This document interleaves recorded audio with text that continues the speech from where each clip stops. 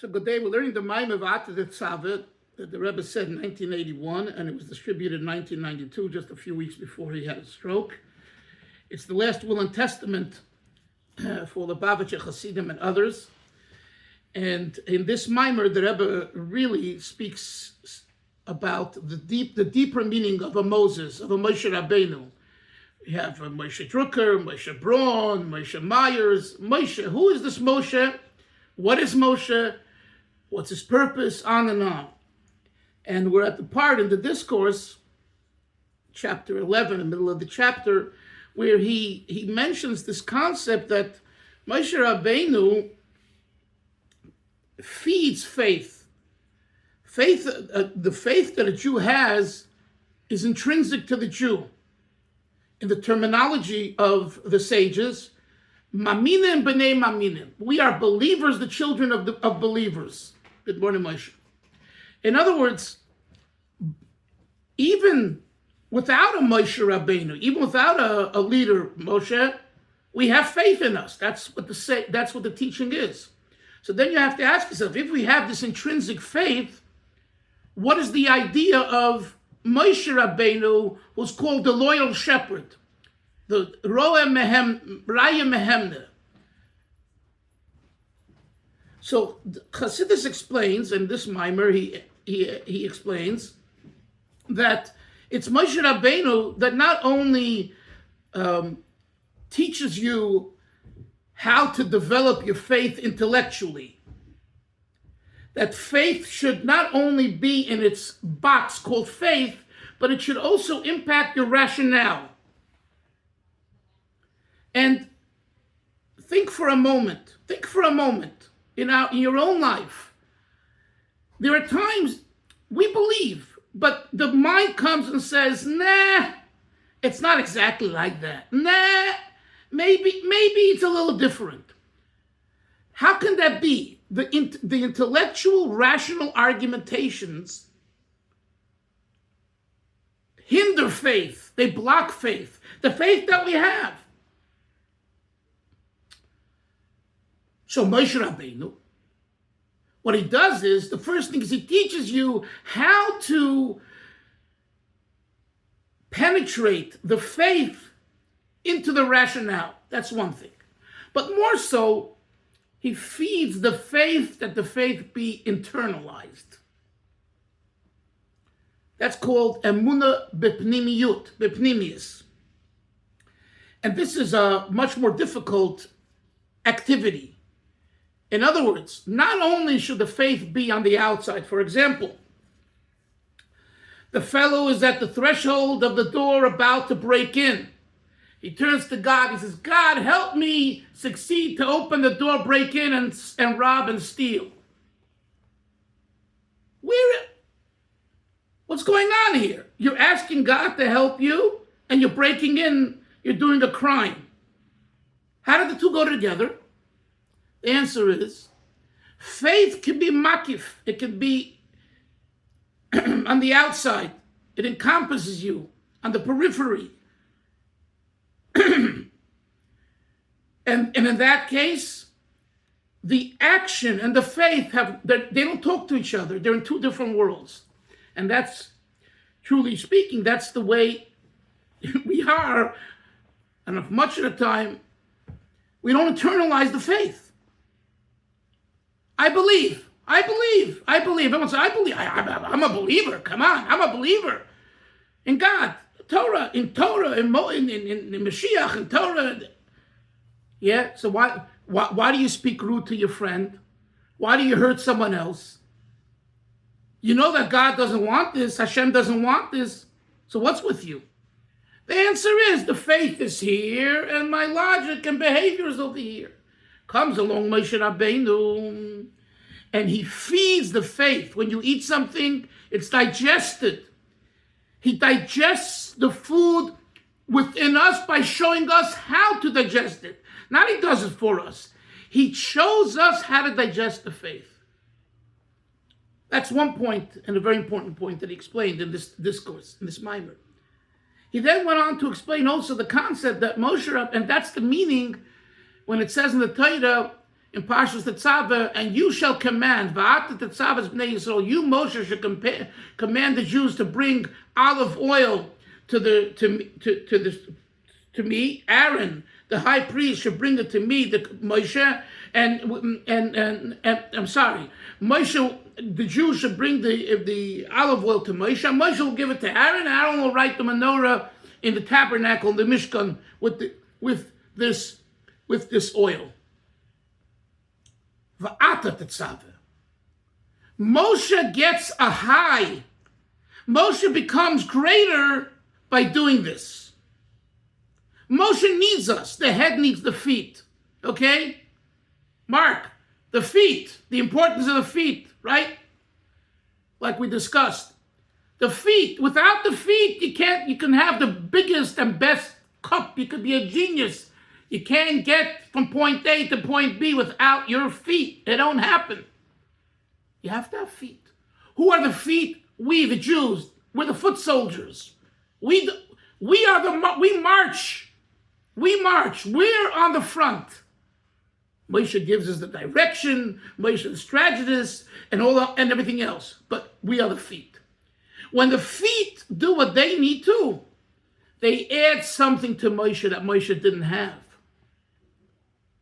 And that's what he says. That's why the instruction from Hashem is, you, Moshe, shall command them to bring the olive oil. Because there's something about crushed olive oil that I want, that God says I want, that enhances you. So now the question is, what does that crushed olive oil represent? And he explains in the Maamar that this crushed olive oil, kosis lamor, is the sense, the feeling that it's not good enough. Whatever is happening is good, there can be better, never be satisfied. And in fact, it should bother you that we're still in this exile, in this galut, in this golus. Mashiach is still not here. You can have great synagogues, and you have great rabbis, and great people. It's all nice and fine and dandy. Where is the Mashiach? We're in golus.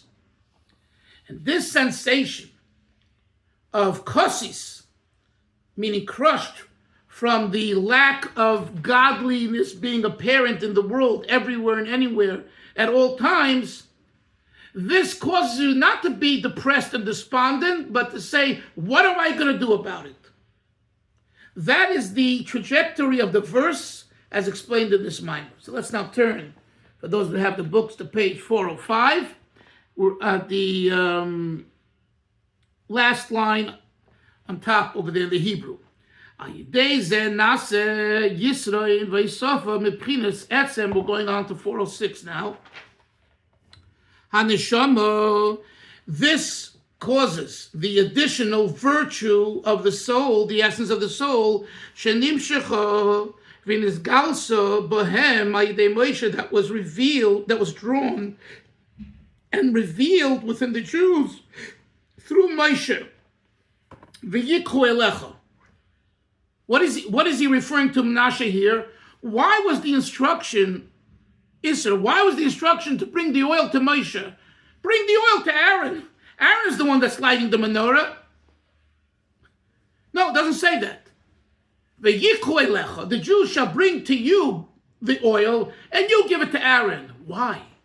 Why don't you give it directly to Aaron? He was a good chap. He was a fine fellow. You know what it says in Ethics of the Fathers, Pirkei Avos? Olav Shalom, Veredav Shalom. Aaron was represented love, all loving, always making peace between people. Right?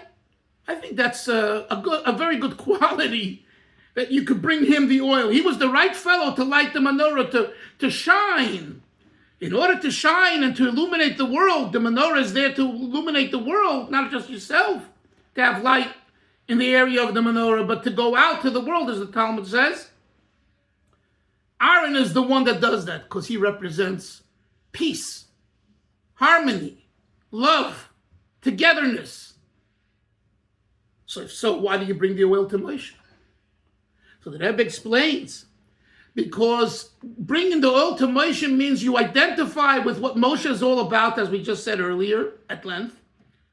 So when you do that, When you do that, both we get something we didn't have before, and Moshe got something we didn't have before. And with that, you illuminate the menorah. You light the menorah, which illuminates the world through the sensation of crushed. And that's not the activity of Aaron. Aaron's idea is to light up. Okay, now, but the question is, how and with what do you light the menorah? What is the quality of the light? Moshe determines what the quality of the light is vis-a-vis his relationship with the Jews and the Jews with him. That's not the activity of Aaron. And that's an important lesson in life. You need to, people tend to box people into one box. And that's a mistake. Because A, we're different, and B, we all have different missions, okay? And are we God that we know whose mission is what? No. So what we say is, listen, Mark, you need to, you love doing helping, you go to the Salvation Army and you feed people and all that. We say, fine. In addition to that, help the rabbi with the minyan. You do your best to do both. Fine. But do we really know what the mission is? Do we really know if it's better to help to feed people food versus, helping with the minyan? We don't. We don't. We don't. At the end of the day, we don't know the mission of the person. I'm not talking about the collective issue. It's important to daven and put on tefillin. And, I'm talking about my individual mission in life. Now, of course, if someone says, well, my mission is to feed people and to help people and and religion and being Jewish and all of that is not important to me, that again is the person is choosing his own personal desires and wants over possibly God's desires and wants. And that's, so we do both. We do both. There's an expression in Yiddish. Did you ever hear this expression? Zu Gott und zu Leid. For God and for humanity. And this was an expression used in Europe a lot. I heard it from my grandparents, survivors from Europe, and my father also. In other words, be godly, be holy, but also be a human, be a mensch. So Gott und zu Leid. And again, if you emphasize the zu Leid, the humanity that should wash away and eliminate the zu Gott, the godly, the holy, it's a mistake. And the other hand, the same thing the other way. So all I'm saying is that when we talk about v'yichu elecha, this is why Isser, following our conversation of years ago, why we need to have a Moshe Rabbeinu in our life. Because a Moshe Rabbeinu, we believe, and at times we see and understand, he sees the larger picture. And he sees that so-and-so comes to him for a bracha and for an eitzah advice, and he tells him, hey, they need someone in Okinawa, a chaplain. So he says, I just got married and I'm taking a position closer next to family, right? And the Rebbe says, listen, you could do whatever you want, but I think it would be a good thing for you to go there. There's an actual story with the chaplain who's now in the Golan Heights. I forget his name now. Rabbi Haber. Not the Rabbi Haber in Ramat Bet Shemesh. Up in the Golan, a Chabad rabbi of the Golan Heights. One of them. And the Rebbe tells him to go out over there and with his new wife, and for some reason, he wasn't no big chassid at the time, he goes. And 25, 30, 40 years later, he says, now I understand. So a Moshe Rabbeinu has the wherewithal that God gave him to see something. And the seeing, by the way, isn't he knows exactly what's going to happen tomorrow. It could be a premonition. So when Ariel Sharon comes to the Rebbe, he's about to go to JFK to take his El Al flight back to Eretz Yisrael because he has a meeting the next day, a very important meeting, and the Rebbe says, I just got word that the spokesman for Eretz Yisrael canceled and he can't make it. So he says, Mr. Sharon, it would be a good idea if you could be a substitute because you're a respectable person. You're the former general or whatever. And he says, I'm about to go on a plane. So the Rebbe says, look, you do what you think is right and good. And the Rebbe wishes him, gives him $1 for tzedakah when he gets back there to Yisrael to put the money in tzedakah. When he walks out, he tells this person, he goes into the taxi and he says, instead of going towards JFK on Eastern Parkway over there, which you guys know what I'm talking about, towards Kennedy, he goes the other way towards Manhattan, and he's the spokesman of the dinner that night for the bonds, Israeli bonds, I believe. That night they hijacked the plane, and who, of course, were their main target? Ariel Sharon. So now you ask yourself a question: did the Lubavitcher Rebbe see? Did he see and know that this is their plan? If he did, why did he tell Mr. Sharon, don't go on the plane because they're going to hijack it? I'll let you answer the question, but it's very obvious whether he saw it or he didn't. You're not allowed to take away the free will of someone, right? It's a violation. And I have no problem saying that he didn't see it we're looking at each other. There was a premonition. There was an aura, whatever word you want to use. The Hashem puts in tzaddikim words and ideas that later you see how it makes sense. The Rebbe, by the way, I remember Fabrengens, the Rebbe said, I couldn't figure out why this past summer I spoke a lot about gathering children and teaching them Torah and making gatherings. This was before the Yom Kippur War in 1973. The Rebbe was all summer busy with that, and then after the Yom Kippur War, it says that from the mouth of babes, of children, King David says that. It will protect us and help us. He says, now I understand. So the Rebbe is saying to you, in a sense, I didn't know clearly, but there was something that was pushing me. So, and it was a good thing to gather Jewish children. And the same, by the way, is for each and every one of us. We don't have to be a Rebbe for this. I mean, you have to be a Rebbe in the grandiose picture, but in our lives too, sometimes you feel moved to do certain things that are holy and special, right? And then you ask yourself, why am I doing this? What's going on? It could be you're getting a message, a signal from on high, from Hashem, from your soul on high, that's talking to you, that's pushing you, that's telling you somehow, subconsciously, right? You know how those feelings are? You think about someone and the next day or two you hear, God forbid, they passed on or something, or they had a simcha that you didn't know about, whatever, right? It's like, I just thought about him yesterday. I just mentioned his name just the other day. I mamish just had it last week. Professor Herman Branover passed on, right? I knew him. I interviewed him in 1995. Fantastic interview, real scientist, a refusenik. For somehow, it just came into my mind. A day later, I read on the news that he passed on. It's very interesting, right? So anyway, back to the text. So what we're learning over here is that Moshe Rabbeinu, having that connection to Moshe, having a connection to a Moshe Rabbeinu, is helpful to him and helpful to us. And without us, he's no Moses, he's no Moshe. And without Moshe, we are really not the best that we can be. But the way to access is that we have to do it ourselves.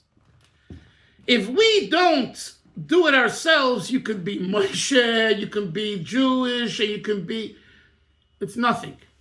At the end of the day, it's up to the individual to move. Right? Let's continue, top of page 406, on the first line.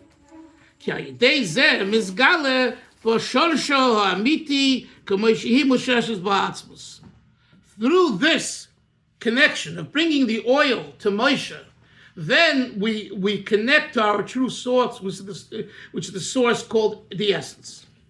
Let's continue. Now this is a bracket.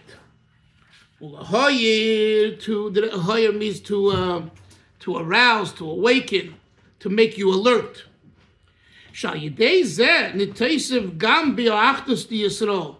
This relationship with Moshe Rabbeinu causes us to have more unity. The unity of the Jews, of Jewish people, when the essence of the soul is revealed,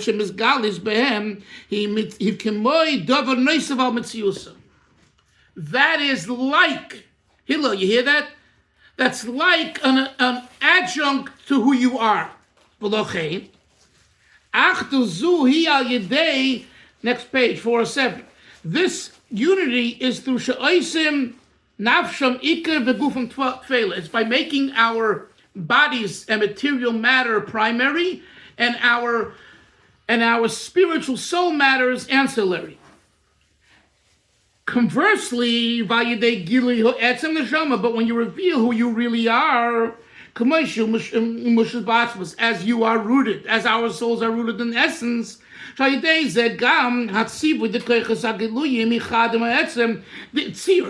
causes that the nuances and the details, as we discussed yesterday at length, are one from their perspective with God, with the essence, this unity, it's in all of their matters, even in matters that are relevant to the body.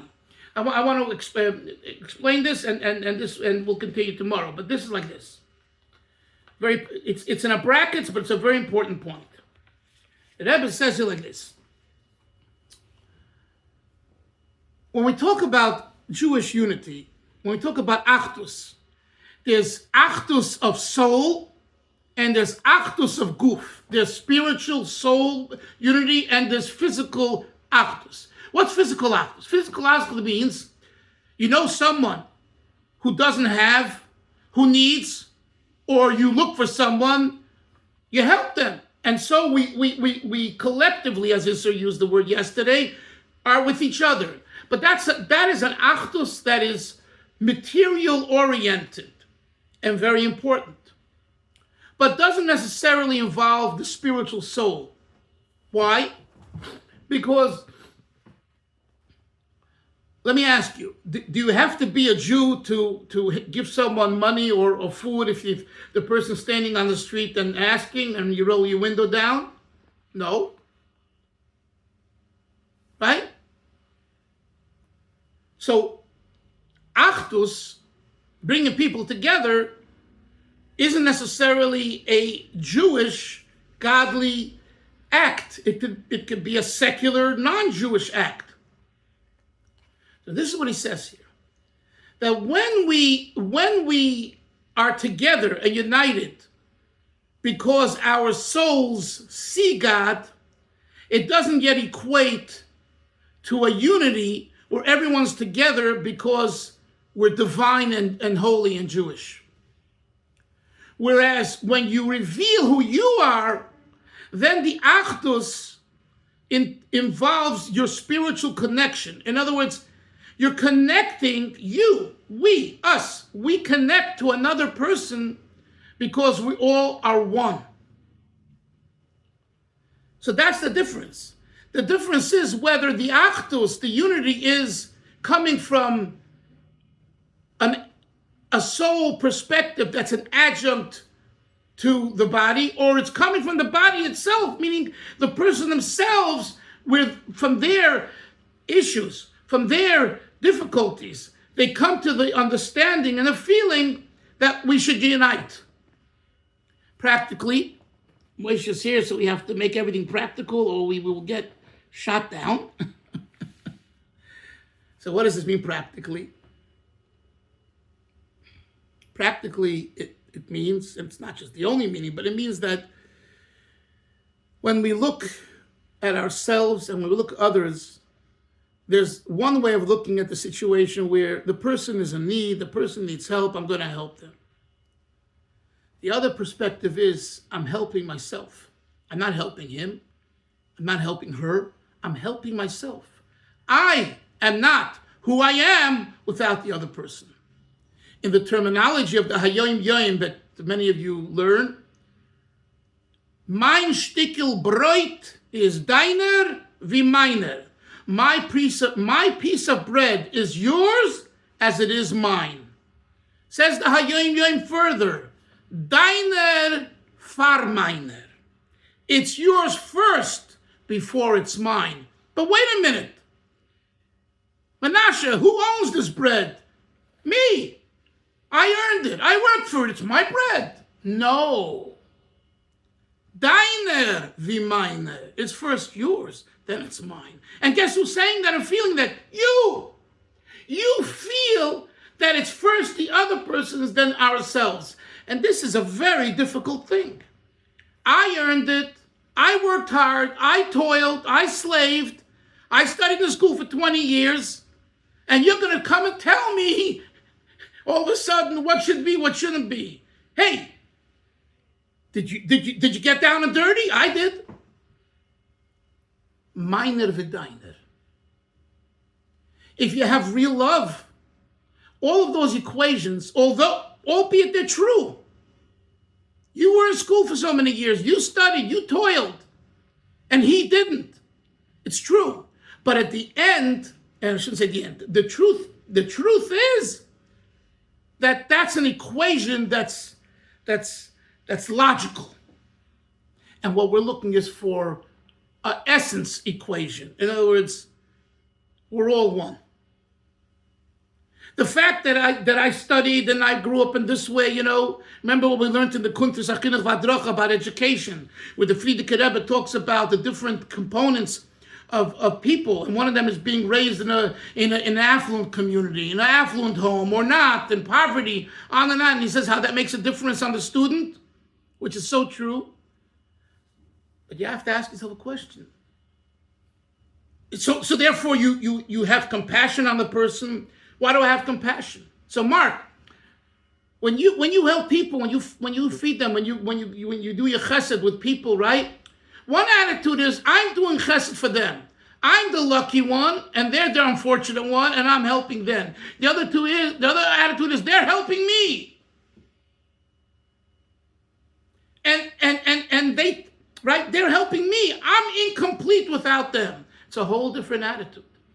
And when we have this mindset that they're helping me, so the perspective changes on how to live life and how to be involved with others and ourselves and what takes priority. And it's an avodah. Because the natural tendency is me, me, me. I'm first. You might not say that, but that's what you're thinking. Seldom do you find, at least in my life, an individual who's not that way. It's very rare. It's very rare. Because the number one thing is me. Me, my family, my community, my people, blah, blah, blah. Me, me, me, me, me. When you find someone who's altruistic, and it's not about me, it's about the other, that's real achdus. And that's what the Rebbe says here. Maybe you could say that the reason this is in a bracket, this is my own thought, is because this is such a difficult thing that to put it as part of the text, kind of as it's a demand, you have to do this, it's too much the demand of a person. But in a bracket where he's, kind of, it's an add-on thought to the text, here he's saying, give a good look at yourself and realize that when you reveal your neshama from your perspective with the nuances and details, the tziyur, as we've been learning, then you realize that from your mind's perspective, and not only the generality, but chesed shebegvura, gvura shebechesed, teferet shebechesed, in every single detail, there's God there. Chevra, once again, dedicating this year to my dear uncle, Rabbi Yaakov Yitzchak ben Bela, He passed away last Friday. We're in the middle of the Shiva here, and I've been doing some recordings of my father. They're in Yiddish, although he can speak English, but you know, his natural tongue is Yiddish, his Romanian Yiddish, which is, for those that know Yiddish and know dialects, it's gold itself. And Baruch Hashem, I sit there and record him, and I'm blown away how he remembers details of childhood, details and details and details. It's such a phenomenal thing for me to observe how he remembers the details, you know, and things that I've repeated in his name and written, and I realized, I didn't say it exactly, and I made a mistake over here. So it's you know, Shiva. We shouldn't know about Shiva. It's a difficult time, but at the other hand, it's one of the best times in the intimacy between people and families. You know, you could really, you know, people, they're stuck home. They ain't going anywhere. You know, and so you have that intimacy, and things come out very interesting. Again, no one should know of this, but things come out that you might have never heard. And you got to pay attention. You got to listen very carefully, you know, and that's what I'm doing. I'm listening. I'm recording too, in case I forget later, but you got to listen, you know, and let the person talk. And that's what it says, you know, you should let the person talk, and then you only respond. Okay, seid mir gesund. We'll see everyone tomorrow. Have a great day. Take care. See you tomorrow. Take care. Bye-bye. Bye-bye.